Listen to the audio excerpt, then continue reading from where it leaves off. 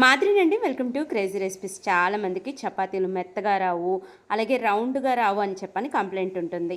చూడండి, చిన్న చపాతీని చేయండి. కొంచెం ఒక్క బొట్టు ఆయిల్ని, కొంచెం పొడి గోధుమ పిండిని జల్లించండి. మిడిల్లోకి ఇలాగ కట్ చేయండి. తర్వాత ఈ విధంగా రోల్ చేసి, తర్వాత ఒక గులాబీ పువ్వు షేప్ వస్తుంది మనకి. దాన్ని ఇలాగ పెటల్స్ని ఓపెన్ చేయండి. మధ్యలోకి ఒత్తేసి చక్కగా పాముకున్న తర్వాత ఈ విధంగా మనం గనక కాల్చుకుంటే చపాతీలు సాఫ్ట్గా ఉంటాయి, అలాగే మనకి టేస్టీగా కూడా ఉంటాయి. ఎంత బాగా పొంగుతున్నాయో చూడండి. ఇక్కడ నేనైతే పిండి కలిపిన వెంటనే తయారు చేశాను. నాకైతే చపాతీలోకి టమోటా మెంతికూర కూర అంటే చాలా ఇష్టం. పక్కన ఉల్లిపాయ నిమ్మకాయ పెట్టుకొని తింటే అద్భుతంగా ఉంటుంది. మీరు కూడా ఈసారి చపాతీ కాల్చేటప్పుడు, పామేటప్పుడు ఈ టెక్నిక్స్ని ఫాలో అవ్వండి. మీకు కూడా యూస్ఫుల్గా ఉంటుంది. అన్నట్టు ఇంతవరకు కనుక క్రేజీ రెసిపీస్ని సబ్స్క్రైబ్ చేయకపోతే